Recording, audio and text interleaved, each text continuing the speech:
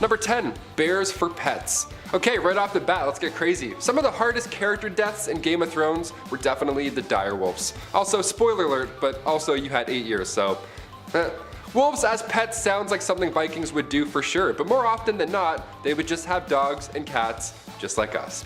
Few of these animals were kept as pets, really. They all had a Viking purpose. They all had the big cats probably had a big beard too, most likely. Viking cats belonged in the house to chase away rodents, just like they do today. Freya, the goddess of love in Norse mythology, rides in a cart that's being pulled by 2 cats. Cutest little cart ever. These cats were Egyptian. Most of the cats in Scandinavia came from Egypt at that time, and they adapted to a much colder climate. Viking dogs were also a thing. They were often found in graves next to human remains, so the man's best friend thing goes way back. They were hunting dogs and herding dogs, and they too followed their masters to Valhalla, hence why the bones would always be found together after death. Here's the crazy part though, Vikings would also domesticate bears from cubhood. Yeah, they would have Viking bears as pets. What a fun way to kick this list off. Number 9, Norse paganism. If you're a fan of the MCU, this guy Thor here with the cape and the hammer and the big muscles, odds are you've heard of him before Nick Fury introduced you. Thor and Odin, they come from Norse mythology. The Aesir are the main gods of the pantheon. Those include Thor, Odin, and even Loki. And yes, in Norse mythology, they lived on Asgard. It's not just MCU stuff, one of the 9 realms. So they believed that if they fought hard enough and lived the most fierce warrior lives they could, they would end up in the halls of Valhalla to join Odin in the fires of Ragnarok, the most fierce battle of all. The Vikings didn't have a name for their religion at first, so when they eventually ran into Christianity, they called it the Old Way, which just sounds cool. It's like, ah yes, the old way. It's referred to today as the Asatru, that's the worship of Norse gods. That term became popular in the 19th century, so it came much later. There was a Nordic religion society in Denmark that had around 600 members, and that was back in 1997, so pretty recently, and it was approved officially in 2003. Believers now can mostly be found throughout Denmark, Sweden, Norway, and Iceland. Number 8, horned helmets. Okay, when you think of Vikings, you probably imagine a very large man and a big ass beard with some horns. You got a horn to blow on, a horn to drink wine out of or something, or some ale, and then 2 horns here on your helmet. Just the horniest fella. Well, aside from looking cool, this horned helmet would have served absolutely no purpose to a warrior in combat. I don't know, unless there's a guy out there just headbutting all of his opponents individually, I don't know. The horned helmets were only introduced into Norse culture when costume designer Carl Emil Doppler made them for Norse-themed operas in the 19th century. So it's really just modern art that we're thinking of. Also, Thor surely doesn't help. He has like wings on his helmet. I'm like, is that real or is that just Chris Hemsworth? I can't tell the difference. Number 7, hockey. I had to share this one, you know, being a Canadian and all, this one hurt. We found out that hockey wasn't our thing during Canada's 150th celebration. How epic is that? Oops, timing. I'm cold a lot of the time. My face hurts here in Canada. It hurts when I walk to the store and get my weird bagged milk and then I return back to my igloo. You know how it is. That's the idea, right? That Canadians are cold and they play hockey all the time. Well, honestly, yeah, pretty much, not too far off. Well, hockey isn't just our favorite winter activity. Vikings loved it too. They actually brought it here in the first place, believe it or not. They didn't call it hockey also, they called it a way better name. They called it slap and fatten, which means to slap the fat around. You slap some fat with a stick. Me and the boys are gonna go around and do some road slap and fatten. Car, heads up, pause the slap and fatten, let's get out of here. Vikings would get sticks and try and slap some fat in between 2 posts. Imagine getting cross-checked by a Viking. See you later, chest plate. Number 6, what's that smell? You would think that just looking at a Viking that they would probably smell bad. I don't know, they're by the sea a lot, they're always damp, there's lots of hair. I mean, the beards alone probably suck up 1% of the ocean. Barnacles and all that jazz. But believe it or not, these Vikings didn't smell bad, they were actually known for their hygiene. When excavations were done and all these sites that Vikings lived at, well, rather raided and then lived at, ancient hygiene tools were found. So like tweezers, combs, ear cleaners, they were into it. They weren't lucky enough to have Q-tips back then, so instead they used animal bones, which wouldn't hurt too much. Your eyes wouldn't really roll for that one, I don't think. It's just business, no pleasure. Vikings would bathe once a week, which to us sounds like a risky move, but once a week for that time period, that's amazing, that's unheard of. Queen Elizabeth I would only bathe once a month. So put that in comparison. Mind you, when you're hauling gear throughout a forest and then you have to use your axe for 4 hours straight, you might sweat a little bit more than the Queen. Number 5. Eric the Red. Probably the most infamous Viking who ever lived, and the father of Leif Erikson was Eric the Red. He earned this name most likely because of his gorgeous red hair and beard, or it could be because he's the bloodthirsty Viking of your worst nightmares. When you think of the classic Viking, this is really what comes to mind. A drinking brute who could cleave a man in twain with a swing of his war axe. What I'm getting at is, getting bloodstains out of clothes is difficult today, but imagine what it was like back then. Yikes! Ladies, how many times has your husband come home from his blue-collar job and just gotten himself into a mess? Also, take your boots off before you come into the house, dude. Come on, that's just not cool. Eric the Red most likely did the same, however, he was not covered in mustard from lunch or grease stains from the garage, but rather the fluids that can only come from separating body parts from unwilling donors. I get lightheaded just thinking about it, no thanks. Number 4. Strong, independent woman. Freydis was sister of Leif Erikson and daughter of Eric the Red. She had some strong blood in her. While not exactly Leif's wife, this story is just too messed up to not tell. This one goes to all the mothers out there. Remember your first child, remember the joys of your first pregnancy. For some lucky women, this is an easy experience, but for others, well, for others it's difficult to say the least. You might notice that your body is changing, and all of a sudden, you're really craving food you haven't had in a long time. You may also feel a little queasy in the morning, and many other little fun things that happen.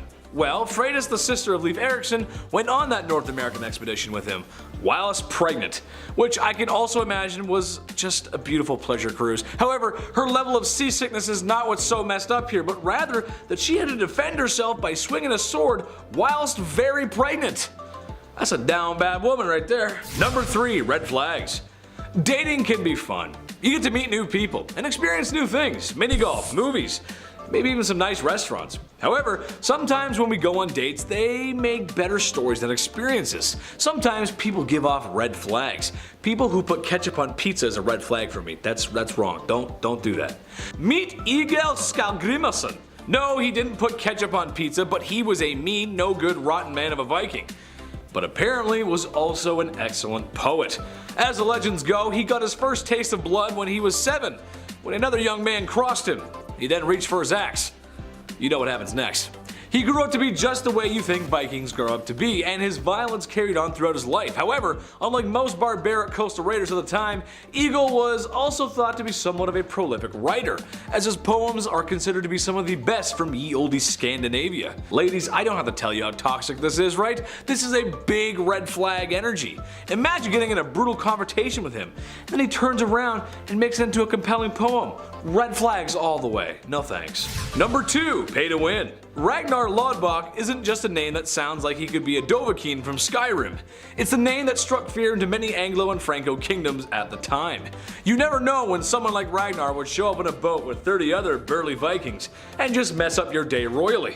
One royal that did not want his day being royally screwed up by Ragnar paid him to stop Vikingizing his village. Vikingizing is a word I'm going to use.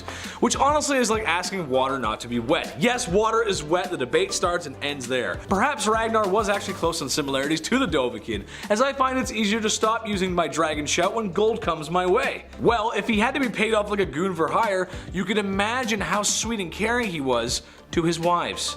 Yeah, probably not, no. Number 1. Vikings. Look, this is another broad stroke, but guys, these are Vikings, and this was ye olde Europe. Yes, women did have more freedoms than others in Viking society, but it's just not a good time. And honestly, if you try looking through any lens of the present into the past, you're gonna find some things you don't like. Vikings were Vikings, and unfortunately for women at the time, that just meant they got the raw end of the deal, for a multitude of reasons. Whew. Glad we live in today, not then. Number 10. Patterns. Yeah, I don't know about you guys, but I'm starting to notice a pattern. What's that pattern exactly? Well, I'm starting to notice that maybe other Europeans were nicer than at least mainlander ones. I'll get into it. Was Vikings giving their women's rights messed up? No, of course not. I'm not a monster. However, you just gotta understand that a lot of other women in Europe did not share these privileges, like owning property, marriage rights. They even had the right to be warriors. While only a small fraction of women were involved, there are a couple sources that refer to female warriors, such as the War Maidens. Now, mind you, Vikings were coastal raiders, not so much a professional army, but still, it's about the freedoms, so you slay on, Valkyrie warrior, slay on. Number 9. Marriage. Okay, well, there was more freedom, but let's be honest, this was a long time ago and not 2022, so not everything was perfect. The marriages were oftentimes arranged by both families and watched over by elders. What's the average age of a bride-to-be, you ask? Well, the bride is a little bit older, and some might call it a midlife crisis, but she's getting married at the age of 13. Lucky number. Sadly, this is just how it went for many civilizations of the day. I'll make the joke again that you don't have that long to live back then, so sure, it makes sense, I guess. Just looking back through the lens of time just makes my skin want to crawl when you do that. Ugh, yucky. I'll stick to the coastal raiding and the pillaging, thanks. Number 8. Grooms, tombs, and drogers. Ladies, wasn't your wedding night beautiful, surrounded by friends and family, a nice meal, and if you've been married long enough, maybe even some bad hair, and tuxedos that went out of fashion the second you walked off the altar. All while being recorded on the first camcorders that were big enough to be bazookas. God, I miss the 70s and 80s. Well, Vikings had some weird things going on too. No, not those bright blue tuxedos. I never understood how that was in style. It was just really weird. Vikings had this tradition where the groom would raid his family's tomb and retrieve a ceremonial weapon. Afterwards, he would take a very hot bath and sweat out the scent of the tomb, I guess? I'm not really sure. Where then his hair was stylized and somewhere a symbol of Thor was placed on him. I don't know about you guys, but that sounds like a lot. I prefer our tradition of drinking too much in the sun before the wedding starts and falling over at the altar. That's a much better one. Number 7. Blood. Ladies, if your husband's dungeon crawling wasn't enough to creep you out, then the poor Viking women had more strange traditions for you.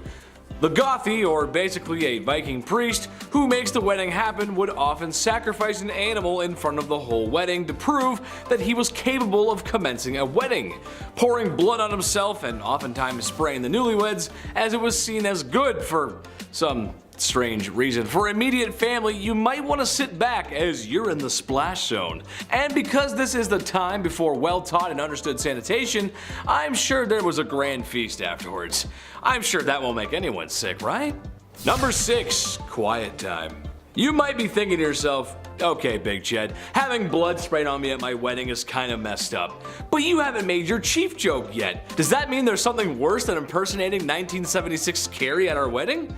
Well, yes there is. And actually, I'm glad you asked. So, when two people fall in love and get married, and maybe have a little bit too much champagne, they go home to put on the final signatures of the marriage. If you catch my drift. Two young lovers dancing the devil's dance in the bedroom sheets for the first time because everybody waits until marriage. However, for Viking women, there's a tradition that us today would be mostly uncomfortable with. Or, I mean, at least if you don't have an OnlyFans, maybe not, I don't know. But when the young couple went back to do what young couples do, they had witnesses. Oh yeah, that's right. At least 6 witnesses apparently, just to make sure things go over smoothly. I moseyed on into town the other day and you know what the chief said? That ain't it. Kicking off our list at number 10, stealing. Stealing today, okay, I mean, it depends what you take, and most of the time, your family doesn't end up abandoning you in the woods, right? I mean, hopefully, right? The Vikings, they didn't play around. Materials were sparse back then. It was hard to replace stolen goods, and the deed of stealing back in the Viking Age had severe consequences. The Vikings believed that if you stole, you were a coward. Yeah, and I kind of agree. My bike got stolen twice growing up. Cowards? Both of them. Maybe it was the same guy, I don't know. Stealing was a different kind of low to Vikings, and I'm sure many of you can see eye to eye with this. But when you steal from somebody, they don't have a chance to defend themselves, right? There's no honor, there's no battle for land, no fight for property, no bout for glory. It's just a shameless act, right? Raiding and stealing were two very different concepts in the Viking Age, because you're probably asking yourself, wait, didn't the Vikings do that horrible stuff where they stole everyone's land? They did, but it was different, apparently. They viewed both differently, although they sound the same in terms of brutality, and someone's losing their home regardless. A stealer would be abandoned from the clan, pushing them out into the woods for around 20 years. Yeah, all because you stole a pine nut. Way to go, Eric the Dumb. Get out of here. Number 9, rodeo. Hold on to your butts for this next one. This one I did not expect, honestly. If you were an early medieval Norseman and somebody insulted your wife, first of all, how dare you? Second of all, the legal punishment afterwards, it can vary, but one of the most bizarre ways to settle your beef, pun intended, was by involving a cow. Yeah, a cow. He came in, he was brought into an area hopefully a controlled area of sorts, and that's where its tail was shaved and then covered in grease. Poor thing, had nothing to do with any of this, and now he's over here. The man's shoes were also heavily greased, and the cow was prodded to make it upset, right? Sounds like something Johnny Knoxville would do for fun, but it was not fun at all. The rodeo began when the man pulled on the cow's tail, like a bell being rung. Like, here we go, gong, and then he just got whipped away. Now this of course would upset the cow and it would thrash him about. Now if the man at this point can keep hold of the cow's tail for a specified length of time, why, he passed the test of course, and then he was allowed to live on. And you had to keep the cow afterwards. What a weird bonding story, imagine that. Number 8. Taking lives. Yeah, what happens when you do the worst of the worst? I mean, today we dish out quite the punishment. You even get a Netflix special or something like that. But back then, somebody in the Viking Age, well, it kind of wasn't a big deal. I know it sounds horrible to say, but hear me out. Back then, as long as the convicted were open and honest about the whole situation, like say, I don't know, if somebody had challenged him to a duel, why then it's fair game. One specific case from history involved a Viking man catching his wife in bed with another Viking. Not good. You don't want to catch your wife in bed with anyone, let alone a Viking. That's game over. His feet are hanging off your bed. You're like, oh, he's so large. No. That Viking man at that point could the fella in bed, but he had to bring that bloody sheet to Viking court. That would have to provide as evidence to show what happened and where and why. You know what I mean? That's simple. Today there'd be a few more steps involved in that case, obviously. But the Viking Age, this case was closed. That's it. They're like, okay, Viking law is done. Go home. Someone go raid a village. Number 7, hot-headed. All right, here's the deal. We're doing a list on Viking punishments, so as we go on, yeah, we're gonna get darker and darker with our content. For example, one method of punishment in the later Viking Age also happened to spread alongside Scandinavia's conversion to Christianity. So there's some thoughts and some actions, some questionable thoughts and actions going on in history. And this punishment was referred to as an ordeal by fire. This would involve the accused undergoing some painful exposure to heat. Maybe you drown in flames, maybe you have to eat some sort of fire or flame situation. I don't know. Either way, it was all terrible and it was very, very hot. They would have your hand put into a vat of boiling water or oil, or sometimes make you walk across hot coals. And you can only imagine how creative people were getting back then, right? You don't even want to know the rest. Can't even say what happened on YouTube. Use your imagination. Hit that thumbs up and use your imagination. Number 6, piece by piece. Okay, what's worse than ordeal by fire? Well, probably amputation. I'd have to go with the latter for sure. It's close. Definitely. In Viking societies, punishment was often dependent on status. The higher your status, the harder and longer your punishment was. High status folks got some pretty horrible stuff happening to them, honestly. If a thrall carried out a robbery at their master's command, well then it was the master that was punished. So instead of a quick death, they would amputate something. That's horrible. Yeah, continue being a royal, but now your life is going to be much harder. A real life example of such was Nut, the Danish king of England, back from 1016 to 1035. Now the king put in place a horribly grim law that thankfully died with him, but it stipulated back then that a woman committing adultery must lose her nose and ears, while men were merely chastised. Not even close to being fair at all. Now a thrall who had killed their master back then and then tried to run away were to have their arms and legs amputated afterwards. They weren't executed per se, but they could barely survive afterwards. Like, I'd rather die at that point. That sounds terrible. On number 5, building fires. The Vikings were some pretty innovative people, but they were also kinda gross. This gross behavior applied to a lot of things, but one of those things was their fire building. Now you're probably asking yourself, Bree, what's so gross about making a fire? Well, it's the way that they started the fire that was kinda grody.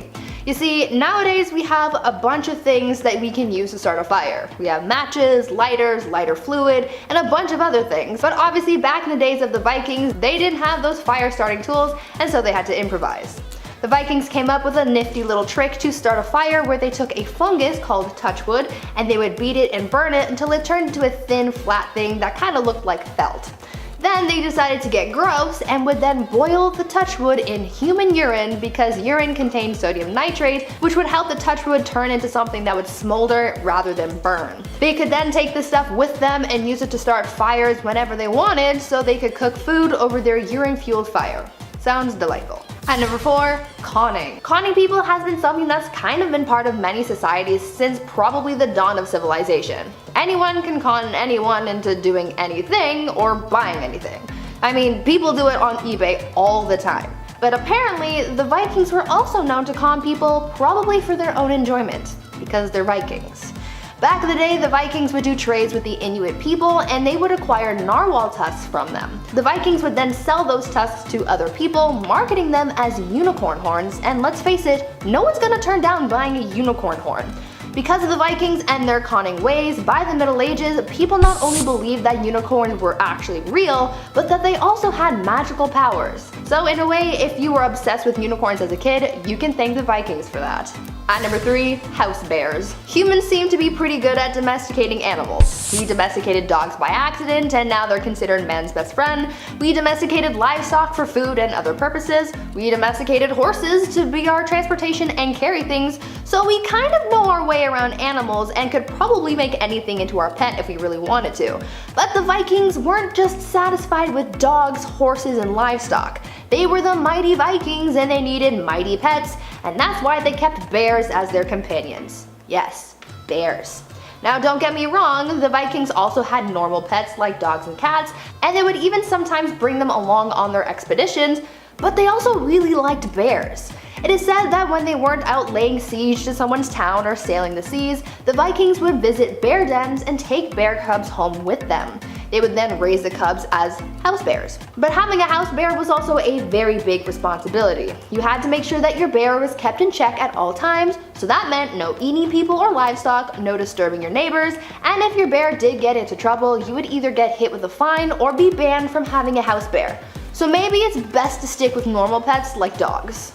At number 2, worthy kids. The Vikings were ruthless even when it came to their spawn. I mean their kids. These guys were really picky when it came to having a family because they weren't afraid to just yeet their kids if they didn't like them enough. Back in their day, when a baby was born, they would christen their kid with a name during a ceremony called Vatni, but only after determining if this kid was even worth raising in the first place. You see, when a baby was delivered, the child would be placed on the ground for the father to then pick up and examine. He would be looking for any physical deformities, disabilities, and to determine if the kid was actually his or not. He would decide if the kid had a future. If they did, then they would hold the Vatni ceremony where water was sprinkled on the kid's head and given a name, and if they weren't worthy, then they would be left outside in the elements and abandoned.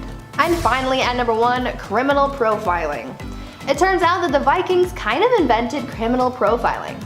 You see, when the Viking horde would set off to battle, there was no telling how they would return. You have to remember that these guys were bloodthirsty and violent, and there was no telling what was going on in their heads. I mean, don't even get me started on the whole berserker rage thing because that itself is very intense. But basically, when the horde would return home, they seem to have caused a lot of problems because many of them couldn't turn off their rage and would just wreak havoc on the town. To deal with this, it is said that a series of Icelandic sagas were written as a sort of profile to warn the homegrown Vikings of what to look out for when the others would return. They had to kind of alter their stories a little bit because if they were too specific, then it would have caused people to learn to be afraid of basically any Viking man, so they had to keep things a little generic, but for the most part, people learned to stay away from those who couldn't turn off the berserker rage at home in order to keep themselves and the rest of their community safe. Number 10.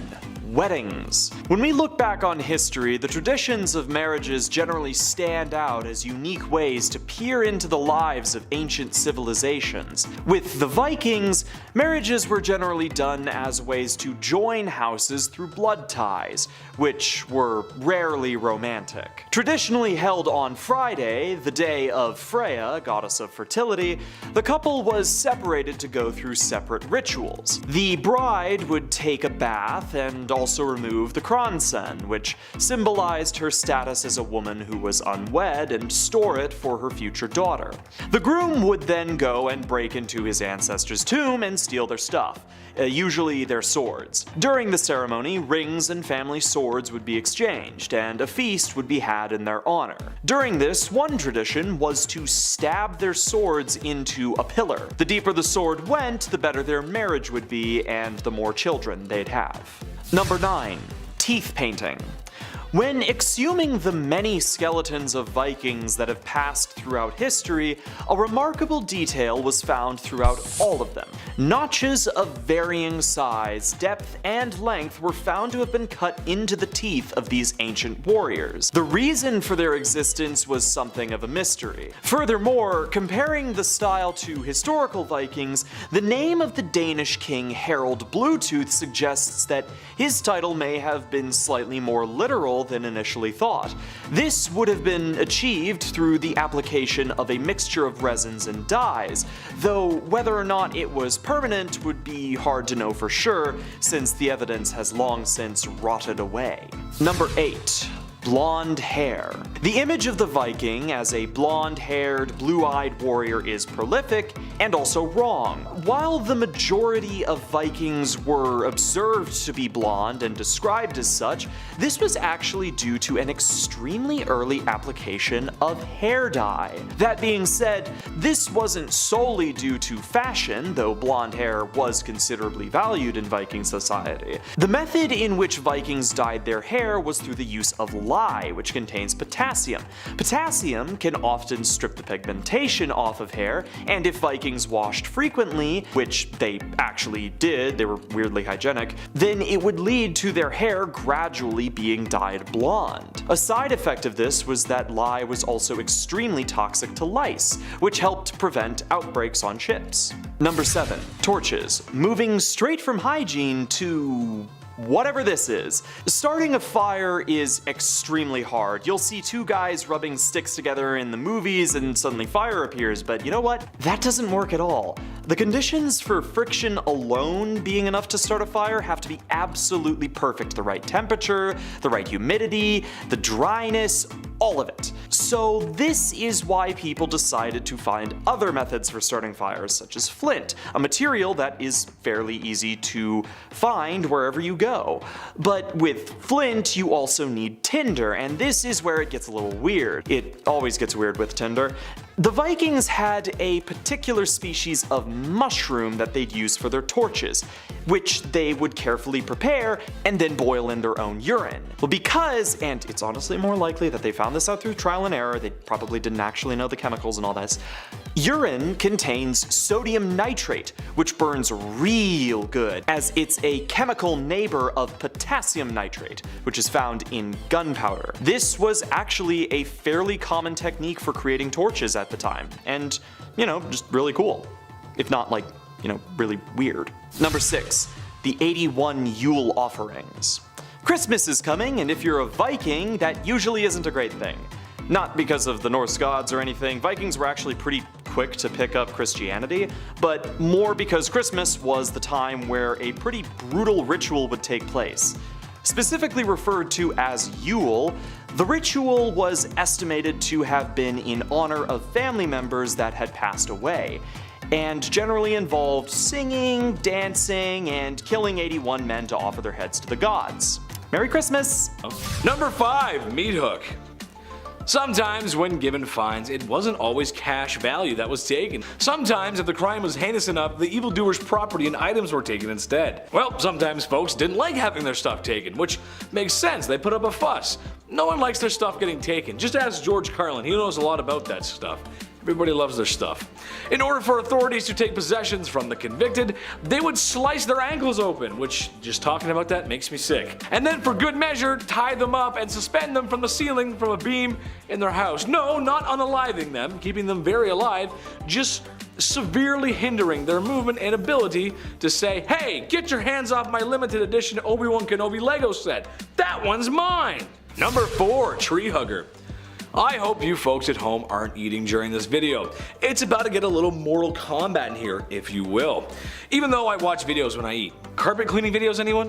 Where's my lunch? You know what I mean? I do weird things like that. I don't know. The second most horrible sentence the Vikings could bestow upon their criminals and dredges of their society involved a tree. I'll get to the first one later, it's pretty heinous. It involved a tree, a knife, and a squishy rope. Squishy rope? What? Yeah, I'll get to that. Trees being great symbols of Norse mythology and culture, it made sense to do this here. Shout out to Yggdrasil. Oh, cool stuff. You take your perpetrator and you carve open his belly like a high school jack-o'-lantern contest, and you pull his intestines out, and you keep pulling them out till you've got enough to wrap around the tree. And you basically tie him there. Except you don't wrap him around the tree, he walks himself around the tree until he's out of string, like a sick yo-yo. Oh, gross. This was extremely painful and not quick at all, as humans can live for a couple hours without their squishy rope inside their belly. Not to mention it probably attracted wild animals for a quick and easy meal. Not a good way to go. Don't recommend that. That's sick. That's twisted. Number 3, drowning. Given the naval status of the Scandinavian nations at the time, it makes sense that they use water. It's simple, it's cheap, effective, and there's a lot of it. When a serious enough crime was committed, sometimes people were drowned, or in later terms they ran out of oxygen underwater, tried to breathe underwater, overpowered by the tide, or was left unattended by the city swimming pool, if you catch my drift. Number 2, trial by fire. There's water, now there's fire, of course. Well, if cold water was too much for you, then this should warm you up. Trial by fire was more of a punishment, and less of a lethal one, if you will. If you survived the ordeal, that meant God was on your side. Thus, they couldn't be guilty, because yeah, that totally works. The trial by fire included a couple different heat-based trials. No amount of red potion or Goron's tunic would get you through this. There was one version that saw people dip their hands in boiling water or oil, which right there, you ever seen those like Wimmis commercials where anyway. Walking across hot coals, which can be proven to be done without getting hurt. I saw it on Mythbusters once, so if it's on Mythbusters, that's just truth, folks, come on. Lastly, the one thing that I think is the worst is holding a hot stone or iron for a determined period of time. Yes, how long do you think you could hold onto a red hot iron? I'd say not long. Even with seconds of exposure, you would have close to 3rd-degree burns, probably 3rd-degrry burns on the palm of your hands, and long before polysporin, painkillers, and toilet paper. Not a good combo. You have a burnt hand, you go to do that, you know? Ooh, that's not gonna be good. You're gonna get a little sick. Number 1, this is the worst one on the list, the blood eagle. The Vikings were very creative, to say the least. I just had to include this one, it's awful. And in the style of Mortal Kombat, of course, you take a crook, and you take his back, and you rip his rib cage out of his back. It was cut out from the chest and positioned in such a way that it looked like an eagle with its wings flying, just, with a lot of blood, hence the blood eagle. After that amount of carnage, you would bleed out and experience excruciating pain. Not as common as other things on this list, it was saved for the worst of the worst, but yeah, it is the worst. No thank you. At number 10, non-stop party. What is the longest amount of time you've gone out to party? A couple hours, maybe a weekend? Well, I don't think it could ever compare to how long the Vikings partied. The Vikings would have probably had a good old chuckle if they knew our parties only lasted a few hours. They'd be like, ha, look at these weaklings. Anyway, these guys could probably out-party anyone. Their biggest festivities, like the ones held after large expeditions or for weddings, would typically last for days, but their major feasts, like the ones they would use to celebrate the winter solstice, may have lasted upwards of 12 days. Now that's a lot of party stamina. I would probably need about 50 Red Bulls to even try and keep up with these Vikings. Number 9, actual really good food, like pretty decent food. If you're a foodie, then I do have some good news for you. The Vikings were apparently like pretty decent cooks. For the time anyways. They stocked their parties with roasted meats like poultry, horse, and beef, with platters of greens, fruits, and buttered vegetables. Beer, ale, mead, and fruit wines were the common beverages, and heavy drinking was encouraged. Not unlike bars today, where there's always that one person who keeps secretly buying tequila shots for everybody, and then you're like, okay fine, I'll take it because I don't want to be rude, you know what I mean? Anyways, considering the fact that parties would sometimes last for weeks on end, having a lot of food in their party hut was super important. They needed enough to last them until the partying was done, which who knows when that would be. At number 8, rap battles. Every party has to have some kind of activity, right? I mean, yeah, we can all stand around listening to music and kikiing it up, but it's way more fun to have activities to participate in, right? Well, the Vikings certainly knew how to throw a party because they had their collection of party activities to choose from, and it sounded kind of like a hoot and a half until we get to the other parts of this list and, just throw that out the window. They would set up games like dice and chess, or at least their early Viking version of chess, and even board games. The Vikings also had this super fun drinking game called flighting, where partygoers would team up and recite poetry. They would drop some sick bars about their conquests and exploits, and would even drop a diss or two at their opponents, like a Drake versus Kanye moment. Oh, wait, no, they're friends now. Damn. Well, scratch that last part, but you know what I mean. On top of rap battles and board games, Viking parties just wouldn't be a proper event without drinking, and they even played a game to see who could drink the most. Honestly, I kind of feel bad for the Vikings' livers after all that, and imagine that hangover.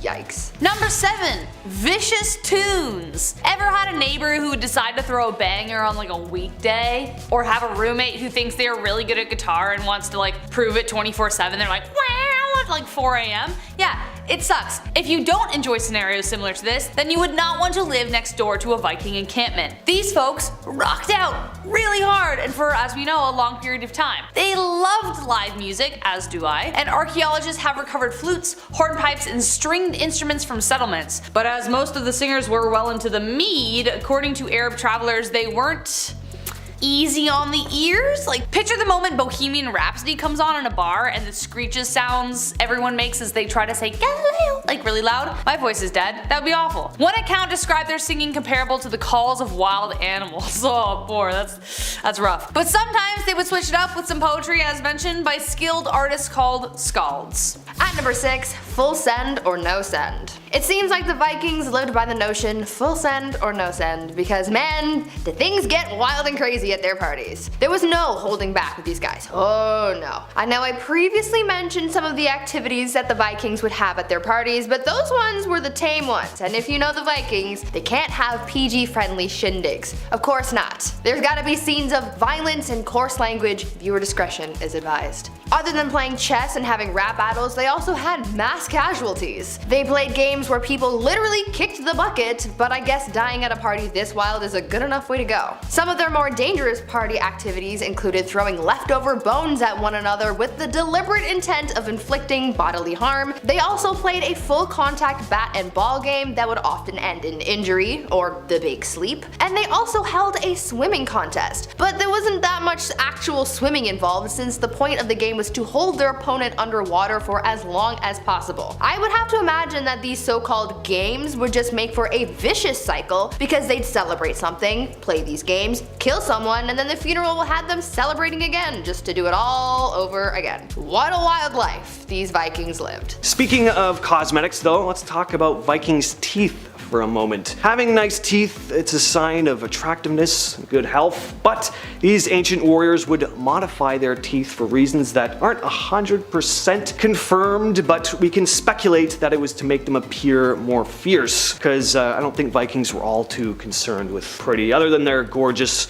blonde locks. Skeletal remains of ancient Norsemen had been dug up in Sweden and parts of Denmark with horizontal grooves kind of carved and cut into the front of their teeth. For the most part, they were just horizontal lines, but there have been other shapes found as well. Again, it's not 100% known why some of them did this, but it's said that maybe they dyed the grooves to create kind of cool lines on their teeth, almost like tattoos. It would have been extremely painful, as you can probably imagine. Nobody likes going to the dentist. And it wasn't super common, but it was definitely a bit of an ancient Swedish trend. There are plenty of cultures all around the world that would also do something similar to this, but Vikings are the only known culture in medieval Europe to have practiced it. Next on the list we have swords and weapons. There are several traditions held at Viking weddings that are rather familiar. The bride and groom would exchange rings, they would celebrate with a feast, there would be animal sacrifices, all pretty standard, but unsurprisingly swords also played a major role in Viking weddings, because of course they did. First of all, the groom's buddies would hide a sword in the grave of one of their ancestors, which the groom would then have to find and retrieve, kind of like a sword scavenger hunt.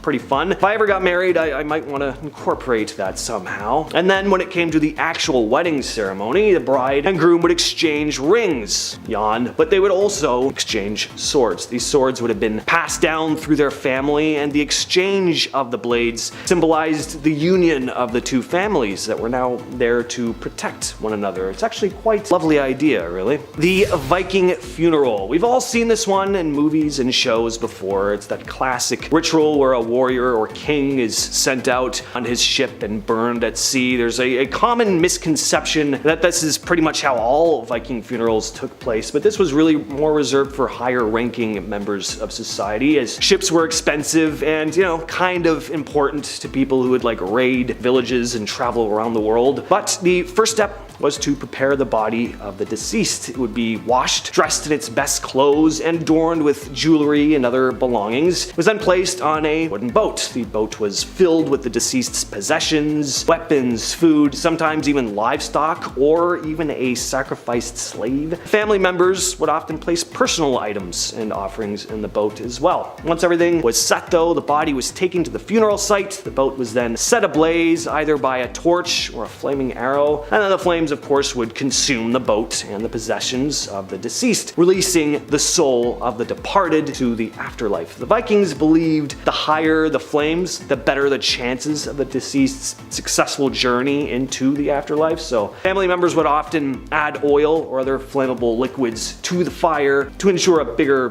brighter blaze. And why not? I mean, if I'm gonna go, I want to go out as as big a fire as possible. Go out with a blaze of glory. The Blood Eagle.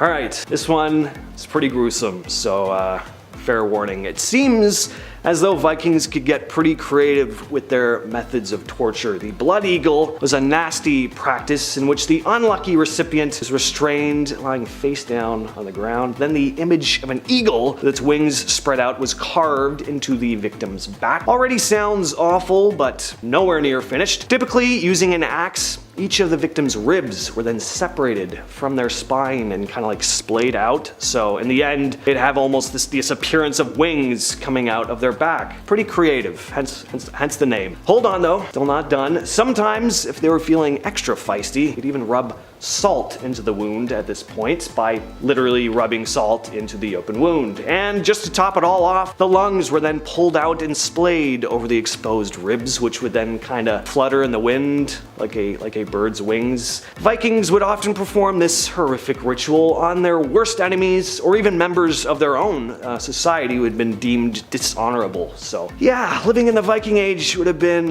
even more brutal than you may have thought. It's not 100% known, once again, if this ever actually happened or if it was more of a tall tale, but I don't know, I wouldn't be surprised it was really a thing. People can be pretty messed up even nowadays, so you can only imagine what people were up to back then. And coming in at first place is the practice of awaking one's berserker power. Berserkers are not just a thing of myth. These barbaric warriors were really said to have existed, and the method of becoming a berserker was pretty brutal. They would undergo a process of kind of death and rebirth, stripping themselves of their humanity to live in the wilderness as the animal they represented. There are kind of three types of berserkers that are kind of known to have existed. There are wolf kind of ones, bear ones, some kind of took on the appearance of a boar. They would hunt like animals, raid villages with a ruthless animalistic fury. For their battles, they would enter into this almost trance-like state after performing dances and howling and roaring at the sky. They often fought completely naked too, which would also be, imagine just an army of big naked men roaring like animals rushing in from the forest to raid your village. Berserkers just evoke such awesome imagery, and it's no wonder they're some of the most iconic warriors in history.